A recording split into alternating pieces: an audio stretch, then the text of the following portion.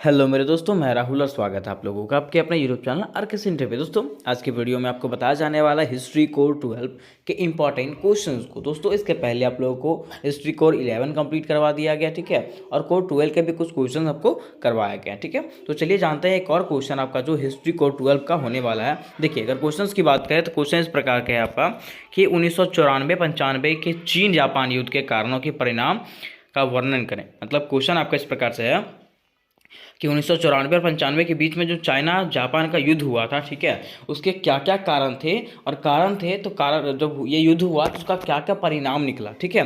इसके बारे में बताना है कि आखिर क्यों 1994-95 में जापान और चीन के बीच में युद्ध हुआ, ठीक है। तो चलिए हम लोग इसको थोड़ा सा विस्तार से जानते हैं कि क्यों जो है चाइना और जापान के बीच में 1994-95 में युद्ध होता है, ठीक है, और क्या क्या इसके कारण रहते हैं। तो चलिए सबसे पहले मैं आपको शॉर्ट स्टोरी के जैसा इसको समझाने का प्रयास करता हूँ। और शॉर्ट स्टोरी ऐसा है ना कि आपको इसमें ही समझ में आ जाएगा, ठीक है। अब देखिए होता क्या है कि चीन और जापान के बीच में ऐसा क्या रहता है जिसके कारण इसके बीच में युद्ध होता है, ठीक है। तो देखिए चीन और जापान के बीच युद्ध का कारण एक देश था जिसका नाम क्या था, कोरिया। क्या नाम था? कोरिया नाम का एक देश था, ठीक है, जिस पे चाइना का भी नज़र गड़ा हुआ था, ठीक है, और जापान का भी नज़र गड़ा हुआ था, ठीक है। जापान जो है प्रथम विश्व युद्ध से पहले ही से ही क्या कर रहा था, वो अपने देश को विस्तार कर रहा था, ठीक है, अपना देश का विस्तार कर रहा था। हर एक व्यवस्था जो वहाँ पे क्या कर रहा था, सुदृढ़ कर रहा था, ठीक है। मतलब विस्तारवाद की तरफ अपना देश को ले जाना चाहता था, ठीक है। उस समय उसका नज़र जो है ना कोरिया पे पड़ा। किस पे? कोरिया पे पड़ा, जापान का। और जापान जो है उसी समय से उसको हथियाने का प्रयास करता रहा, क्योंकि जापान जो है आधुनिकीकरण कर रहा था अपने साम्राज्य का, ठीक है। और आधुनिकीकरण करने के लिए उसको बाजार चाहिए था, कच्चा माल चाहिए था, ठीक है। तो वो सारे सुविधाएं कहाँ प्रयुक्त थे? कोरिया में प्रयुक्त थे। इसके वजह से वो क्या करना चाहता था, कोरिया पे हमेशा से ही अपना कब्जा करना चाहता था, ठीक है।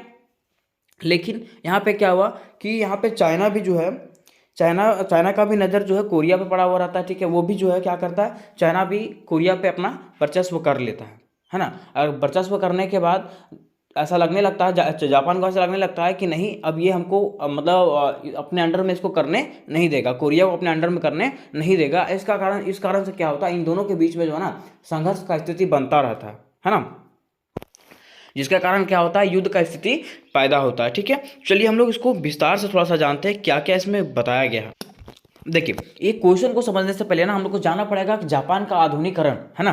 बताया जाता है कि इंपरर मेजी के द्वारा जो है, जिसको हम लोग मेजी द ग्रेट बोलते हैं, ठीक है, 1867 में जापान के सम्राट बनते हैं। क्या करते हैं? जापान के सम्राट बनते हैं और जापान को आधुनिकरण की तरफ ले जाते हैं।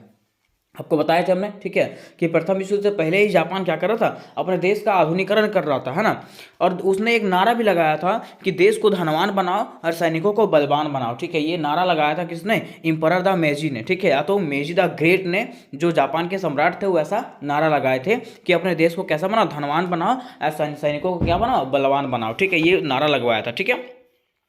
उसके बाद देखिए बताया जाता है कि जापान में उद्योग को बढ़ावा मिला, ठीक है, नई उद्योग को बढ़ावा मिला, ठीक है, और बड़े कारखाने की स्थापना हुआ, ठीक है। वहाँ पे जो है ना बहुत सारे कारखाने खुले, ठीक है, उसके साथ साथ उद्योगों को बढ़ावा मिला, ठीक है।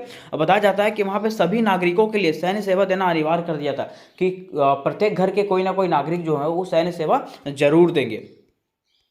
उसके साथ साथ वहाँ पे सैनिकों को बेहतर प्रशिक्षण दिया जाता था और नियमित वेतन दिया जाता था। मतलब वहाँ पे सैनिकों के साथ जो है ना हर वो जो लोगों को चाहिए, ठीक है, हर वो प्रशिक्षण दिया जाता था जो लोगों के लिए ज़रूरत हो, ठीक है, और उसके साथ साथ वेतन भी उन लोगों को भरपूर मिलता था, ठीक है, जिसके कारण वहाँ के सैनिक भी वहाँ से खुश रहते थे, ठीक है। उसके बाद जो है वहाँ की अगर बात करें जापान में, तो वहाँ पे आधुनिक किस्म के हथियार सैनिकों को प्रदान किए गए थे। मतलब इसका मतलब हम लोग ये कह सकते हैं ना कि यहाँ पे जापान का आधुनिकरण करने के लिए जो है वहाँ का जो सम्राट जो था वो हर वो कार्य करता है ताकि वहाँ का जो आधुनिकरण हो वो बेहतर ढंग से हो, ठीक है। अब देखिए यहाँ पे जब वो आधुनिकरण करता है ना, तो आधुनिकरण करते हुए जो है ना उसका नज़र कोरिया पर पड़ जाता है। किसका? जापान का। तो वहीं देखिए बताया जाता है थोड़ा सा कि कोरिया पे जापान की नज़र कैसे पड़ता है, और यही जो है ना युद्ध का मुख्य कारण बनता है। कैसे? देखिए बताया जाता है कि चीन के मंचू सम्राट ने क्या किया था, 17वीं शताब्दी में कोरिया पर अधिकार कर लिया था, ठीक है।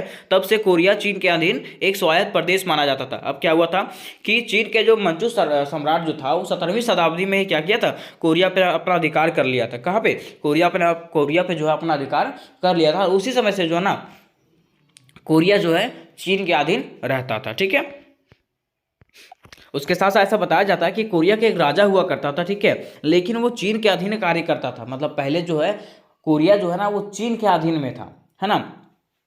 लेकिन उसके साथ साथ क्या होता है कि कोरिया पर रूस का भी नज़र बना हुआ था। कोरिया पर जो है ना रूस का भी नज़र बना हुआ था। एक तरफ तो जापान था, एक चाइना का तो उस पर कब्जा ही था ही। ठीक है, उसके साथ साथ रूस रूस का भी उस पर नज़र बना हुआ था। ठीक है, अब रूस क्या चाह रहा था कि रूस जो है फ्रांस साइबेरियन रेल मार्ग बनाना चाहता था। ठीक है, और उसका एक अड्डा दक्षिण कोरिया में बनाना चाहता था। उसका एक अड्डा कहाँ बनाना चाहता था? दक्षिण कोरिया में बनाना चाहता था। ठीक है, इस प्रकार से वो भी जो है कोरिया में अपना राजस्व स्थापित करना चाह रहा था। कौन? रूस। ठीक है, अब देखिए उसके बाद एक बात आता है कि जापान कोरिया पे अधिकार करना चाहता था। ठीक है, अब जापान भी जो है ना कोरिया पे अपना अधिकार करना चाहता था। और इसी यही यही कारण क्या रहा कि तीनों देशों के बीच में जो है ना जंग छिड़ता रहा। ठीक है, लेकिन रूस जो यहाँ से साइड हो जाता है और ये युद्ध जो है जापान और चाइना के बीच में हो जाता है। ठीक है, अब चलिए जानते हैं कि युद्ध का क्या कारण रहा, कैसे कैसे ये हुआ। देखिए यहाँ तक हम लोगों ने जाना कि जापान जो है कोरिया पे अपना अधिकार करना चाहता था। ठीक है, उसलिए वो क्या करता है कि 1875 ईस्वी में जो है ना जापान जो है क्या करता है कोरिया में एक जहाज भेजता है, अपना समुद्री जहाज भेजता है। ठीक है, जो उसके तट पे पहुंच जाता है, दक्षिण कोरिया के तट पे पहुंच जाता है। ठीक है, इस जहाज पर कोरिया सैनिक अधिकार करते हैं और जापान के जहाज को वापस जाने पर मजबूर कर देते हैं। ठीक है, अब जब क्या होता है कि जापान का जब जहाज जो है कोरिया पहुंच जाता है तो वो कोरिया के जो सैनिक थे ना वो क्या करते हैं उस पर कब्जा कर लेते हैं। ठीक है, और उसको वो जहाज को मतलब जितना भी चीज़ था वहां से लूटपाट करके उसको वहां पे जापान वापस भेज देते हैं। ठीक है, उसके बाद क्या होता है जापान जो है ना शांति से काम लेता है। ठीक है, एकदम शांति से वो काम लेता है और 1876 ईस्वी में अपने कुछ राजनयिक को कोरिया भेजता है। मतलब जैसे होता है ना गुप्त गुप्त लोगों को कहाँ भेजता है? कोरिया भेजता है बातचीत करने के लिए। ठीक है, अब बताया जाता है कि जापान द्वारा भेजा गया राजनयिक कोरिया राजा से मिलते हैं और कोरिया जापान के साथ व्यापारिक संबंध की स्थापना करता है। ठीक है, और क्या होता है जापान जो है ना जापान के द्वारा भेजा गया जो राजनयिक था, ठीक है, वो क्या करता है कोरिया के राजा से बात करता है। ठीक है, और उससे क्या करता है संबंध बनाता है, व्यापारिक संबंध बनाता है कि हमको क्या करना आपके साथ में व्यापार करना है। ठीक है, जिसके बाद क्या होता है 1885 ईस्वी में कोरिया और जापान के बीच में एक संधि होती है जिसके अनुसार से कोरिया जापान को कई व्यापार विशेष अधिकार देगा। ठीक है, अब देखिए इसमें क्या हुआ कि उसके बाद जो है अब देखिए दोनों के बीच में संबंध अच्छा हो गया। ठीक है, किसके बीच में? कोरिया और जापान के बीच में 1885 ईस्वी में इन दोनों के बीच में एक संधि होता है जिसके अनुसार बताया जाता है कि कोरिया और जापान जो है क्या कर सकते हैं व्यापार कर सकते हैं। ठीक है, उसके बाद क्या होता है बदले में जापान ने क्या किया कोरिया को स्वतंत्र सत्ता की मान्यता दे देता है। ठीक है, बदले में जापान जो है बोलता है कि कोरिया एक स्वतंत्र सत्ता है। ठीक है, और संकट की स्थिति में सैन्य मदद दिए जाने का आश्वासन देता है। अब इससे क्या होता है कि अब जापान ये भी बोल देता है ना कि अगर मान लीजिए अगर हमको कभी प्रॉब्लम होगा, अगर चाइना को अगर कभी कोरिया को कभी कुछ प्रॉब्लम होता है तो उसके लिए मैं हमेशा खड़ा रहूँगा। ठीक है, अब देखिए उसके बाद क्या होता है कि 1894 ईस्वी की शुरुआत में क्या होता है कि कोरिया में विदेशियों के खिलाफ विद्रोह भड़क उठा। अब क्या हुआ 1894 ईस्वी में कोरिया में क्या होता है विदेशियों के खिलाफ विद्रोह हो जाता है। ठीक है, अब विद्रोह हो जाता है और ये विद्रोह जो है ना देखते देखते कोरिया के सम्राट के लिए भी होने लगता है। किसके लिए? कोरिया के सम्राट के लिए भी होने लगता है। अब क्या करता है कोरिया का सम्राट जो है ना वो चीन से मदद मांगता है। किससे? चीन से मदद मांगता है क्योंकि चीन से भी उसका व्यवहार बढ़िया था, है ना। जिसके बाद क्या होता है चीन ने अपनी सेना कोरिया भेज दी। जिसके बाद क्या होता है कि चीन जो है अपना सेना को कहाँ भेज देता है? कोरिया भेज। जब ये बात जापान को पता चलता है कि कोरिया में क्या हुआ है विद्रोह हुआ है, ठीक है, और कोरिया जो है चाइना से मदद मांगा है, ठीक है, तब जापान को क्या होता है गुस्सा हो जाता है जापान। ठीक है, क्योंकि अभी जब ये मेरे साथ संधि किया था और बताया था हमने इसको बताया था कि अगर आपके पास कोई भी प्रॉब्लम होता है तो हम उसमें सहायता करेंगे। ठीक है, तो फिर कोरिया जो है चाइना के पास क्यों गया? अब जापान क्या होता है इससे क्रोधित हो उठता है। ठीक है, और उसने भी क्या करता है 1885 ईस्वी में संधि का उल्लंघन बताते हुए अपनी सेना कोरिया भेज देता है। ठीक है, अब जब सेना को कोरिया भेज देता है तो दोनों देखिए अब जहाँ वहाँ पे चाइना का भी सेना था और जापान का भी सेना था। ठीक है, दोनों तरफ से सेनाएं वहाँ पे आ गई थी। ठीक है, अब वही उसी के बीच में क्या होता है दोनों के बीच में युद्ध होना प्रारंभ हो जाता है। चाइना बोलता है कि नहीं कोरिया मेरा है, ठीक है, जापान बोलता है कोरिया मेरा है। ठीक है, इसके वजह से दोनों के बीच में युद्ध स्टार्ट हो जाता है।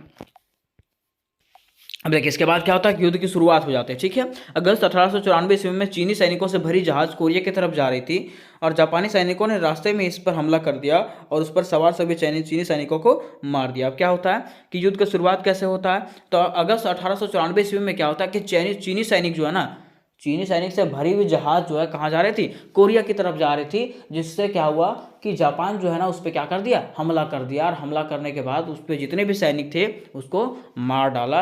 अब मार देखिए, मान लीजिए किसी सैनिक को आप मार दीजिएगा, उसको गुस्सा आएगा, ठीक है। अब वही गुस्सा जो है ना इन दोनों के बीच में जो युद्ध का स्थिति बन गया, ठीक है। अब देखिए युद्ध की घटना क्या हुआ कि सितंबर के अंत आते आते चीनी सैनिकों को कोरिया छोड़कर भागना पड़ा, ठीक है। क्योंकि ऐसा स्थिति ही बन चुका था वहाँ पे, जापान इतना मजबूत था कि वहाँ पे चीन के सैनिकों को वो क्या कर दिया, हरा दिया। और आलू नदी के लड़ाई में भी चीनी सेना की हार हुई, ठीक है। और ये आलू नदी का जब लड़ाई हो रहा था उस समय भी चीनी सेना वहाँ से हार गया, ठीक है। तो यही कारण रहा कि उन दोनों के बीच में युद्ध हुआ था।